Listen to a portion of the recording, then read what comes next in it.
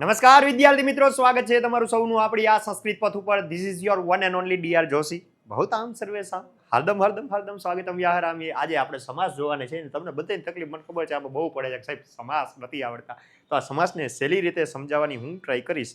અને તમારે નાનું એવું હોમવર્ક કરવાનું કે પૂરું થાય ને એટલે નીચે ડિસ્ક્રિપ્શનમાં જઈ લિંકમાં જઈ અને તમારે પ્રેક્ટિસ કરી નાખવાની. ઓકે, આટલું કામ તમારે કરવાનું, બાકીનું કામ હું કરી દઈશ. તો સમાસ આપણે જ ભણાવવાના છે ને તમે ભણવાના છો ને. સમાસમાં પહેલે આ ચાર સમાસને હું હેલી રીતે સમજાવી દઉં. આ ચાર સમાસ છે ને એને મોઢા જોઈને તમને ખબર પડી જાય સાહેબ આ સમાસમાં જવાબ આ એટલે આ જ આવે. કઈ રીતે સાહેબ? તો કે નહીં તત્પુરુષ સમાસ હોય ને એમાં આટલું યાદ રાખવાનું કે અ કે અનથી શરૂ થતો હોય. કેનાથી શરૂ થતો હોય? અ કે અનથી શરૂ થતો હોય નહીં તત્પુરુષ સમાસ કહેવાય. કેનાથી? અ કે અનથી. યાદ રાખજે, અ કે અન એટલે નહીં.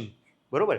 દ્વિગુ તત્પુરુષ સમાસ કોને કહેવાય? તો કે એને કહેવાય જેમાં પહેલો શબ્દ સંખ્યા હોય. શું હોય? સંખ્યા. જેમાં પહેલો શબ્દ સંખ્યા હોય ને દ્વિગુ સમાસ કહેવાય. પહેલો શબ્દ, બે શબ્દ નહીં, પહેલો શબ્દ સંખ્યા એટલે દ્વિગુ સમાસ. અવ્યયી ભાવ તો કે જેમાં પહેલો શબ્દ અવ્યય હોય. સાહેબ અવ્યય તો ઘણા બધા છે, પણ શું કરું તો થોડાક યાદ રાખવાના. કયા કયા? યથા, તથા, અત્ર, તત્ર, પ્રતિ અને સ. આટલા અવ્યય છે ને છોકરાઓ, યથા, તથા, અત્ર, તત્ર, પ્રતિ અને સ. આટલા અવ્યય તમારે યાદ રાખવાના છે.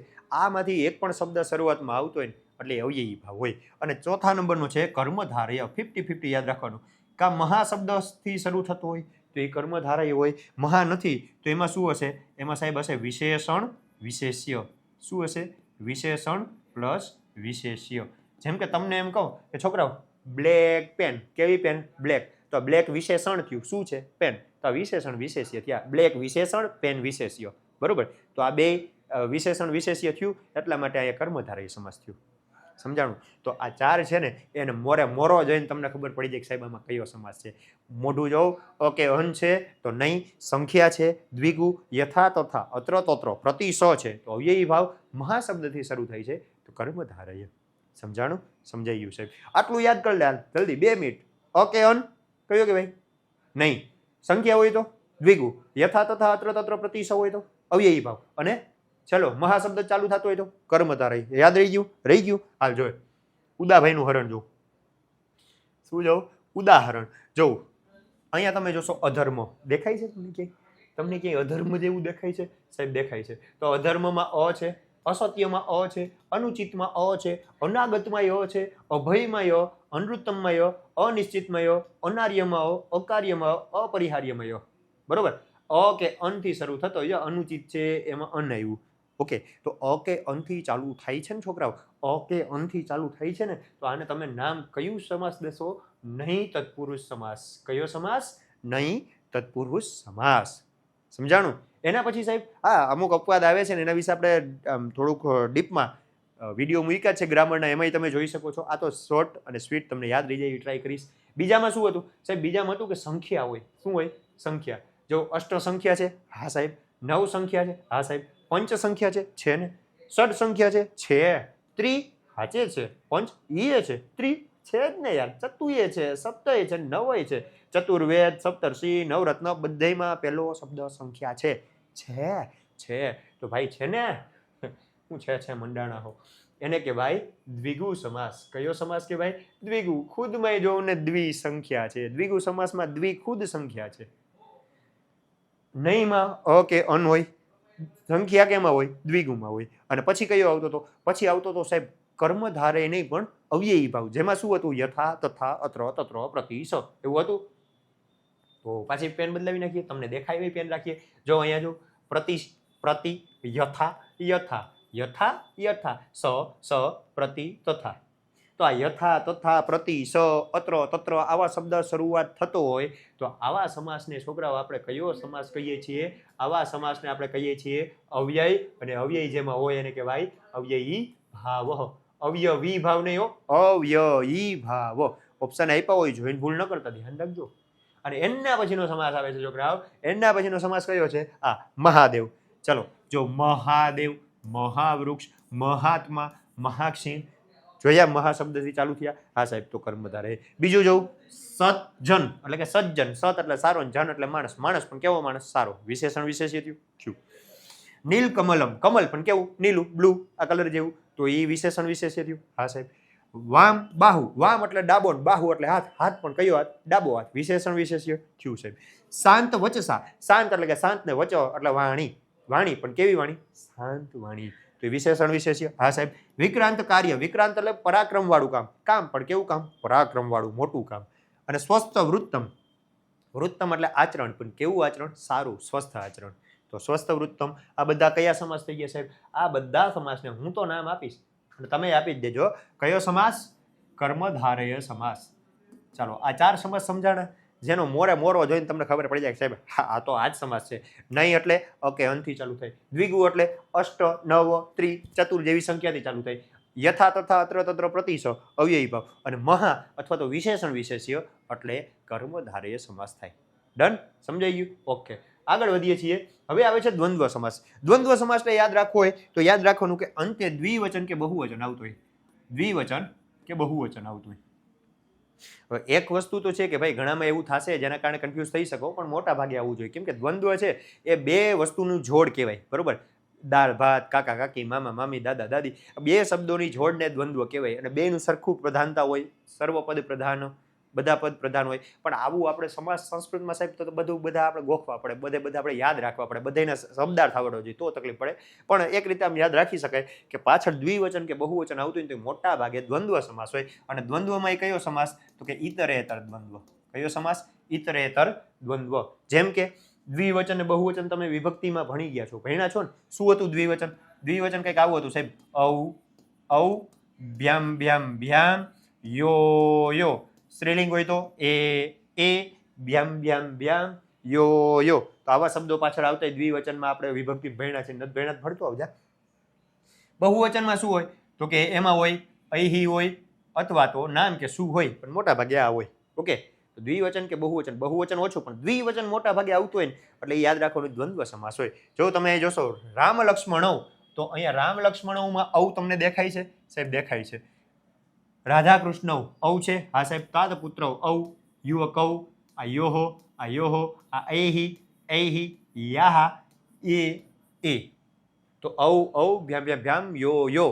આમાંથી કોઈ પણ પ્રત્યય પાછળ લાગેલા હોય તો મોટા ભાગે, જો બધા નહીં, મોટા ભાગે ઇતરેતર દ્વંદ્વ સમાસ હોય. ક્યારેક ધ્યાન રાખવું, કેમ કે કદાચ તમને આવો શબ્દ આપી દીધો પૂજા વિધો, પૂજા વિધો શબ્દ આપી દીધો તો આપણે એમ થાય કે સાહેબ આમાં દ્વિવચન આવ્યું ઇતરેતર દ્વંદ્વ હે, તો ખોટું પડે ભાઈ. પૂજા વિધો એટલે પૂજાની વિધિ, નોની નુના લાગે. બરોબર? આવી જ રીતે તમને આપી દે ભોજન વિધિ. સાહેબ ભોજન વિધો આપ્યું હોય તો એ આપણે એમ થાય કે આ ભોજન વિધો પાછળ ઔ આવ્યું તો દ્વિવચન પણ ખોટું પડશે. ભોજનની વિધિ ને પૂજાની વિધિ, તો અહીંયા નોની નુના આવે, ષષ્ઠી તત્પુરુષ થશે. એના સિવાયના બીજા હોય તો એ ઔ ઔ, ભ્યામ ભ્યામ ભ્યામ, યો યો આવતું હોય એટલે એ ઇતરેતર દ્વંદ્વ સમાસ હોય છે. સમજાઈ ગયું ને છોકરાઓ? ઓકે હવે ઉપપદ સમાસ આવે. ઉપપદ સમાસમાં શું યાદ રાખવાનું? આટલું, આટલા આપણે બુકમાં આવે છે એટલા યાદ રાખી લેવાનું. બરોબર? ઉપપદમાં આનાથી વધુ હશે નહીં. શું? તો કે સાહેબ જેનો અર્થ કરતા નાર પ્રત્યય લાગતો હોય. ગૃહસ્થ એટલે ઘરે વસનાર, અગ્રજ પેલા જન્મનાર, નખલુ એટલે કે નખ કાપનાર. શું કાપનાર? નખ કાપનાર. તો નાર પ્રત્યય પાછળ લાગે છે ને એને ઉપપદ કહેવાય. ઉપપદના બહુ ઓછા લિમિટેડ ઉદાહરણ આપણી બુકમાં છે. ગ્રંથકાર એટલે કે ગ્રંથ લખનાર, સ્વર્ણકાર સોનામાંથી ઘરેણા બનાવનાર, પાપહર એટલે કે પાપને હરનાર. તો જેની પાછળ અર્થ કરતા નાર પ્રત્યય લાગે છે ને એને કહેવાશે ઉપપદ તત્પુરુષ સમાસ. પહેલા 4 જોયા, મોરે મોરો, મોઢું જોઈને ખબર પડી ગઈ અ કે અન નહીં. મહાશબ્દ કર્મધારય, સંખ્યા દ્વિગુ, અને યથા તથા અત્ર તત્ર પ્રતિશ અવ્યયી ભાવ. પાછળ જોતા ખબર પડી દ્વંદ્વ સમાસ, ઔ ઔ, ભ્યામ ભ્યામ ભ્યામ, યો યો, એ આ પ્રત્યય પાછળ લાગેલા છે તો ઇતરેતર દ્વંદ્વ સમાસ. હવે ખબર પડી ક્યાંથી? તો કે આ 5 શબ્દો છે જેમાં નાર પ્રત્યય લાગે છે. આવા તો ઘણા બધા સંસ્કૃતમાં ઉદાહરણ છે પણ આપણી બુકમાં આવતા નથી. બુકમાં 5માંથી 2-3 જ આવે છે, બધા નથી આવતા. પણ કદાચ પૂછાઈ જાય તો આપણે ખબર હોવી જોઈએ. લખ નાર, ભણ નાર, બોલ નાર, કાપ નાર, આ બધા જે નાર છે ને એ કયા છે? ઉપપદ સમાસના. પછી આવશે તત્પુરુષ સમાસ. હવે આ તત્પુરુષ સમાસ છે ને એના ઘણા બધા પ્રકાર છે. બરોબર? દ્વિતીયાથી લઈને સપ્તમી સુધીના પ્રકાર છે. 6 એ 6, દ્વિતીયા તત્પુરુષ, તૃતીયા, ચતુર્થી, પંચમી, ષષ્ઠી, સપ્તમી, આવા તત્પુરુષ સમાસ આવે. પણ આપણે મોસ્ટ ઓફ પૂછાય એવા ત્રીજી, છઠ્ઠી અને સાતમી. ઓકે તો ત્રીજીનો અર્થ શું થાય? તો કે સાહેબ ત્રીજી અર્થ કરતા આપણે એવું લાગે, અર્થ કરતા થી, થકી, વડે, દ્વારા જેવા પ્રત્યય લાગતા હોય ને મોટા ભાગે થી. જો થી પ્રત્યય લાગતો હોય તો એમાં તૃતીયા તત્પુરુષ કહેવાય. નોની નુના લાગતો હોય નો, ની, નું, ના. તો એ ષષ્ઠી તત્પુરુષ કહેવાય. અને મા પર ઉપર આવતું હોય તો એને સપ્તમી તત્પુરુષ કહેવાય. અહીંથી તમારે થોડું છે ને છોકરાઓ શબ્દાર્થ ઉપર જવું પડશે, બરોબર? થોડોક મિનિંગ કરશો ને તો તમને આઈડિયા આવશે. જો મિનિંગ કરતા વચ્ચે થી લાગ્યો છે તો તૃતીય છે, મિનિંગ કરતા વચ્ચે નોની નુના લાગ્યો તો ષષ્ઠી છે, અને મિનિંગ કરતા વચ્ચે મા પર ઉપર લાગ્યો તો એ સપ્તમી છે. સમજ રહ્યો ને? સમજાતું છે ને સાહેબ? જેમ કે ઉદાહરણ આપો તો તમારી સામે રહ્યા ઉદાહરણ. પહેલું જો ક્રોધ મૂર્છિત, ક્રોધથી મૂર્છિત.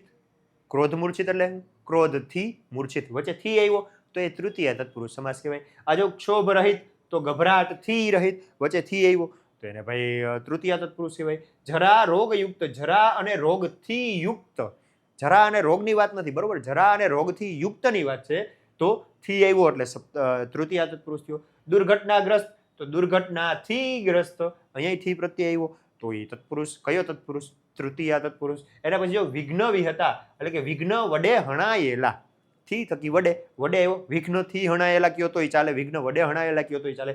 એના પછી જો વૃત્ત મુક્તા એટલે કે વર્તનથી વિમુખ, થી આવ્યો છે. સાધુ સેવિત એટલે કે સાધુ વડે સેવિત, તો થી થકી વડે પ્રત્યય લાગે છે તો એને તમે નામ આપશો છોકરાઓ. કયો તત્પુરુષ સમાસ? એને તમે કહેશો તૃતીયા તત્પુરુષ સમાસ. કયો સમાસ? તૃતીયા તત્પુરુષ સમાસ. સમજાઈ ગયો ને? એના પછી આપણે જઈએ છીએ નોની નુના ઉપર, ષષ્ઠી ઉપર. જો ગંગા તીર એટલે કે ગંગાનો તીર, ગંગાનો કિનારો. ગ્રંથાગાર, ગ્રંથનો ભંડાર. ગીતામૃતમ, ગીતાનું અમૃત. ગુરુ વચનમ, ગુરુનું વચન. આવડી જાય ને? આવું આવડે જ ને? જગત વિધાતા, જગતના વિધાતા. જનસેવનમ, જનની સેવા. જતુગૃહ, લાખનું ઘર. લાખ એટલે પૈસા નહીં, લાખ એટલે પદાર્થ આવે મીણ જેવો. કોઈ પણ જગ્યાએ ઓલા ગવર્મેન્ટ વાળા સીલ લગાડતા હોય ને તો એ લાલ કલરનું જે સીલ લગાડે ને એને લાખ કહેવાય, બરોબર? એ લાખનું ઘર. તો આ વચ્ચે જોઉં તમે ના, નો, ની, નું જે હોય, નોની નુના હોય એટલે કયો કહેવાય સાહેબ? એને કહેવાય ષષ્ઠી તત્પુરુષ સમાસ. કયો સમાસ? ષષ્ઠી તત્પુરુષ.